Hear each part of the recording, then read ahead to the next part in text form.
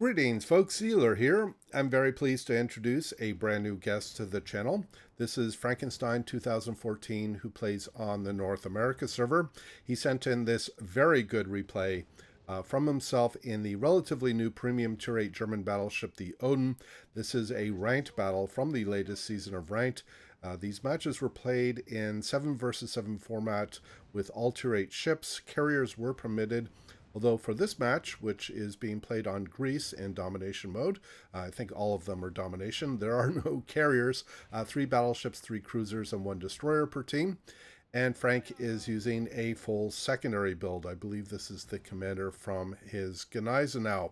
So we are going to see some very interesting choices made by members of both teams, and we're going to see some very good heads-up play by Frank here in the Odin. First, questionable action here is by this opposing Bismarck, who came in to try to bow tank things. Now, this is the opponent's weak side and the Allies' strong side. In fact, the Allies have just claimed first blood by taking down the Baltimore. The Bismarck is not really sort of a sit and camp bow tank type of ship, because first of all, she has only half her firepower in the front, but secondly, when you're on a weak flank like this, my general experience is to sort of put her in more of a kiting posture as they do take down the Bismarck. And oh, now they've just detected the Akizuki. Yeah, the Bismarck is better played on the move. She could put herself into a kiting posture, let the opponents try to chase her, keeping her secondaries on the closest opponent or the most favorable opponent. And that can be a very effective way for a German battleship in general to operate and basically slow the progress of an opponent. But with the Bismarck, what he was doing was basically only putting half of his firepower to work, or at least of his main battery, and basically just allowed himself to get eroded. Now, Frank and most of his allies have successfully moved through the Charlie Cap and are moving towards Bravo. Obviously, it would be good to have the Cossack, which is to Frank's starboard side, move out forward. Frank is calling for assistance. His hydro is down and won't come up for another 45 seconds. He has the threaded torpedoes from both the Akizuki and the Atago, which is to the north. It's going to be important to not chase the Atago. There is, in fact, there's 2 Atagos on this opposing team. It's going to be important to not chase this Atago away, and pull themselves away from the objective. In fact, speaking of Atagos, the ARP equivalent of the Atago, the Takao, that was over by Alpha, has been taken down. Here it looks like the Cossack is trying to drop smoke to give his allies some screening, but unfortunately he ends up taking a torpedo from the Atago, and that carves out more than half of his remaining health. So that is definitely not a good thing. It's very important in these competitive matches that destroyers stay alive, because spotting is crucial, especially if a team has a destroyer, but the opposing team does not. Usually, the team that has the destroyer can have a significant advantage because the destroyer can spot. They don't have to fire their gun, but just so long as they keep things lit and let the rest of the team do their work around getting damage and so on, that is often a crucial gameplay. Now, the Cossack here is a good gunboat, but he shouldn't be able to outcompete an Akizuki. This Akizuki is letting himself get gunned down and not fire his guns. Maybe he knows that he should try to stay in concealment, stay alive, because the Cossack is being backed up by Frank here, and a Charles Martel and an Amagi. Now, here comes some more torpedoes from the Akizuki. Is he going to be able to thread these? Looks like that second one on the left. He looks like he's going to take one. So unfortunately, he is going to take one. And this is kind of a weakness of the Odin, is her relatively small health pool. Taking a torpedo like that carves out a big chunk of her health, and that is going to be very important to be able to tank for the team, as he's lost a lot of potential health. Clearly looking to try to get a shot. And the Akizuki has gotten lit by the Cossack. The Cossack finishes off the Akizuki, which is good, but now the Cossack has put himself visible for the next 20 seconds to the Atago. to his starboard side. Here comes the Vladivostok. Now, this is going to be a potentially dangerous situation where we're going to be in a crossfire. I think the Amagi and Frank are making the right choice here to turn in, angle in toward the Vladivostok.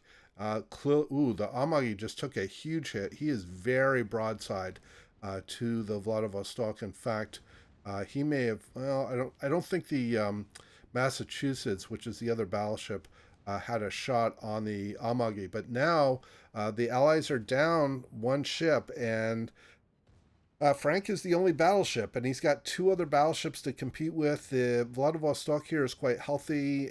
We don't see the Massachusetts on the screen, so we can't tell how healthy he is.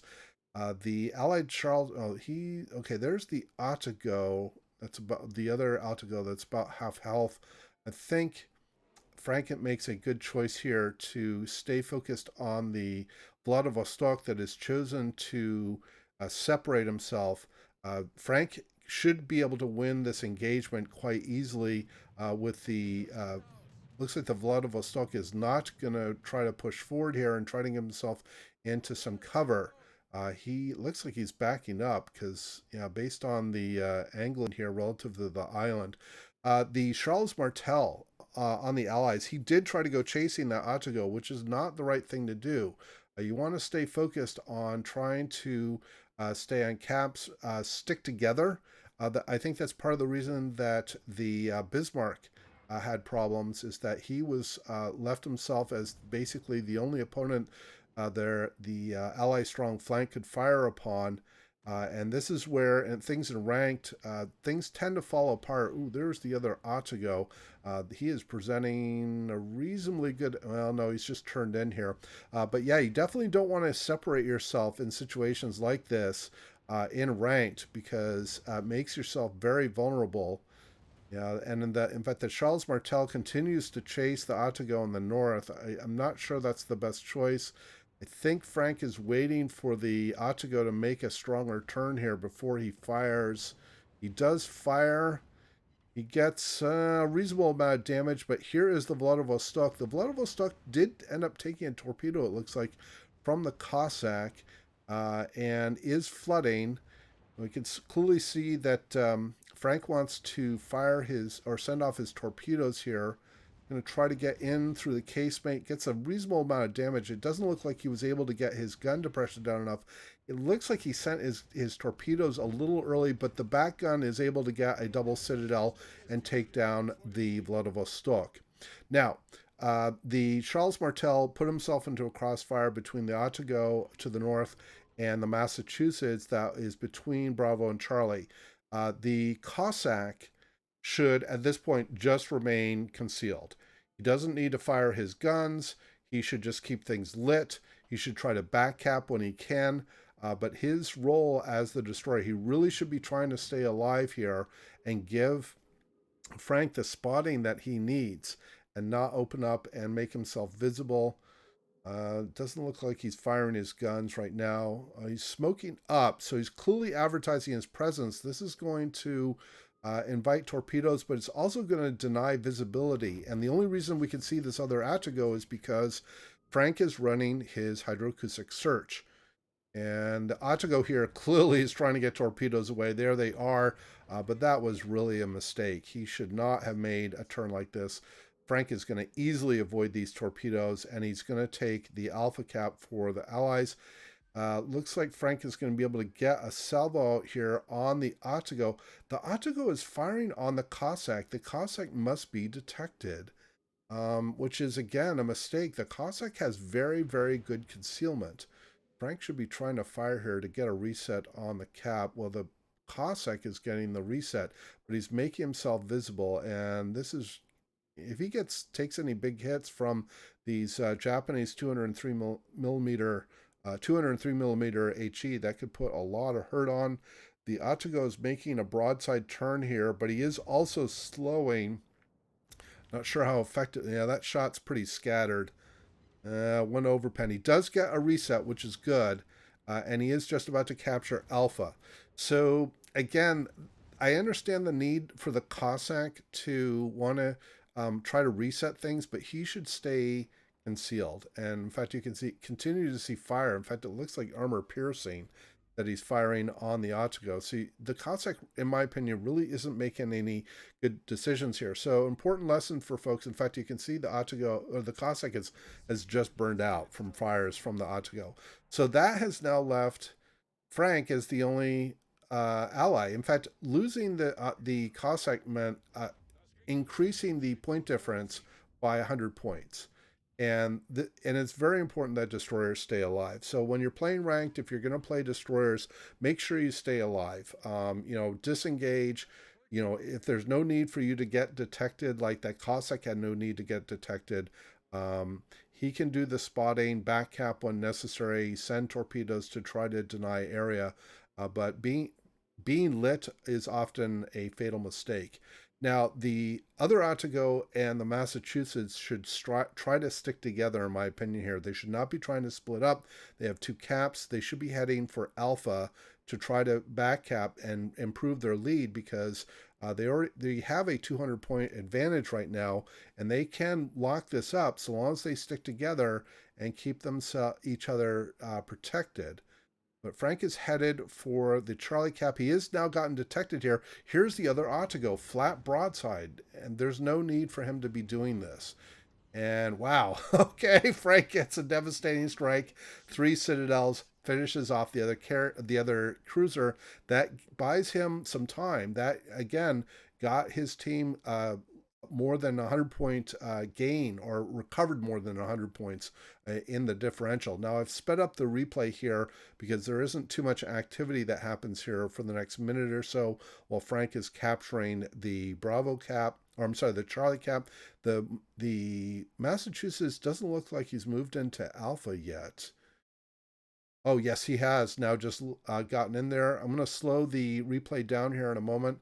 Yes, he is going to detect the Massachusetts here. Massachusetts is stern on, which means that he can, at best, get only one main battery gun or turret on Frank. Frank is able to get a reset with his main battery and some secondary hits. And he's going to move toward, or in fact, he has entered the Bravo cap. Now, when I was watching through this, I was thinking, okay, should he be trying to go towards the Massachusetts? Again, I'm going to speed things up here a little bit because there's not too much happening. But I was thinking, should we be going to the Massachusetts first? But I think, Frank, you made absolutely the right decision here to do another back cap, slow the point gain by the opponents. He's getting another salvo out here, try to get another reset on the Mass. He does get another reset, but it only resets it to half of the capture time. I'm not sure how that's working. I would have expected a full reset there. Maybe that's something that I need to understand better about the reset mechanics. Massachusetts has been spotted very briefly again. Blind fire out. Is this going to get a reset? It doesn't matter at this point. They've gotten the cap. No, it went long. But the Massachusetts... in fact, the point differential is very close. They are each gaining at, well, Frank's team is gaining at 40 points per minute over the opposition because they hold 2 caps. There is a really nice hit. He may not even need to worry about the points on the caps at this point. I think, in fact, he's just called out good Gabe. I think Frank knows that he's got this locked up. He's staying very well angled. The Massachusetts is not going to be able to finish him off. And here goes another salvo out. He just needs to get like 1 pen or an overpen, and he gets the kill on the Massachusetts. So an excellent recovery, Frank, by yourself in this game. 3 solo caps, an assisted cap, 4 kills, high caliber, dreadnought, and devastating strike. Frank said this is the highest base XP he's ever gotten in a game ever. Well, this was a spectacular game to do it in. So, Frank, very well done. I'm certainly impressed. I certainly hope everybody else is. I hope everybody did enjoy the replay and the commentary. Please do leave your comments below. And as always, we hope to see you out there on the virtual seas. And we wish you happy sailing.